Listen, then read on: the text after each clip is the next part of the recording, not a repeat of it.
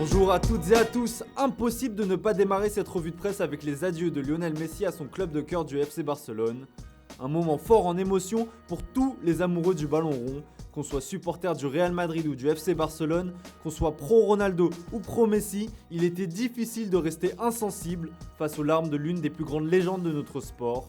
Forcément, ce lundi matin, c'est toute la presse espagnole qui est en deuil. Tous les culés pleurent avec toi, titre Sport, en reprenant quelques déclarations fortes de l'Argentin lors de son passage dans l'auditoire du Camp Nou. Merci, merci et 1000 fois merci, peut-on apercevoir en pied de page.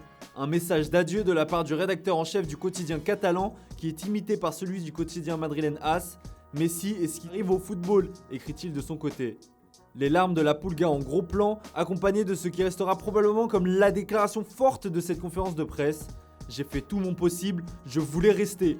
Des séquences également relayées par la presse généraliste, comme on peut le voir sur la une d'El País, qui met en avant le démenti de Lionel Messi sur une nouvelle demande de baisse de salaire de la part du Barça, après avoir déjà accepté de le faire de 50%. Mais que les choses soient bien claires, même en acceptant de jouer gratuitement pour son club de toujours, la somme des salaires barcelonais représentait déjà 95% du chiffre d'affaires du club. Or, la Liga impose un salary cap qui ne doit dépasser les 70%. Bref, l'avenir de Léo Messi en Catalogne était donc déjà scellé. Dans le pays du génie argentin, on l'avait déjà bien assimilé. Pour le quotidien de la Nation, il ne manque d'ailleurs plus que l'officialisation du Paris Saint-Germain. Le malheur des uns fait le bonheur des autres, c'est bien connu, et c'est ce qu'on ressent en voyant la une du quotidien L'Équipe, qui trépigne d'impatience à l'idée de voir évoluer le sextuple Ballon d'Or dans son championnat. Paris vaut bien Messi, titre L'Équipe dans son édition du jour. Les JO de Tokyo ont pris fin hier et l'heure était à la fête dans la capitale. La ville lumière a célébré l'ouverture de la nouvelle Olympiade place du Trocadéro en attendant l'arrivée de Lionel Messi. Si pour le Parisien Lionel Messi fait monter le désir, ce dernier devrait débarquer dans la capitale aujourd'hui. Il y a encore quelques petits détails à régler avant que la Pulga ne prenne la direction de l'aéroport du Bourget où de nombreux supporters parisiens l'attendaient hier soir. Encore un peu de patience donc.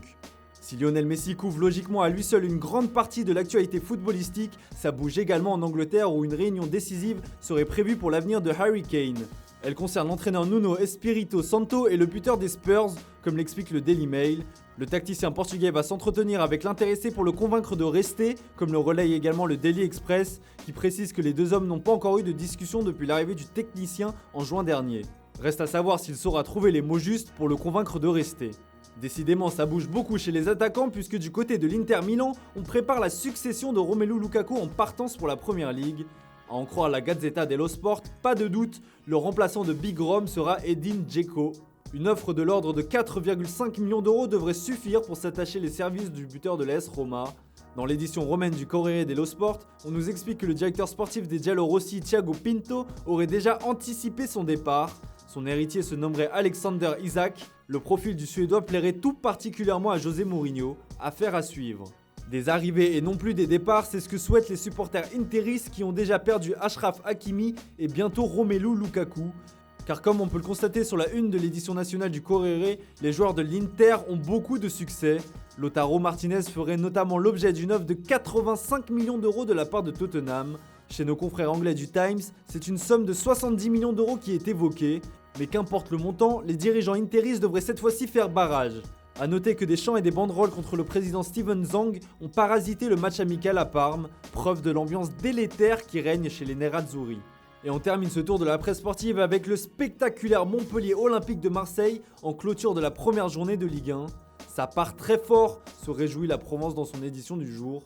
Menés 2-0, les Olympiens ont su renverser la rencontre grâce à un but de sa recrue Cengiz Under et de son homme providentiel Dimitri Payet, auteur d'un doublé. La flamme olympique s'amuse l'équipe dans ses pages intérieures. Une rencontre riche en buts qui a été précédée par le non moins spectaculaire match nul 3 buts partout entre Metz et le champion de France en titre Lille, à défaut d'avoir eu un multiplex passionnant. Voilà, c'est tout pour aujourd'hui, bonne journée à tous, on se retrouve tout à l'heure pour le traditionnel JT Foot Mercato.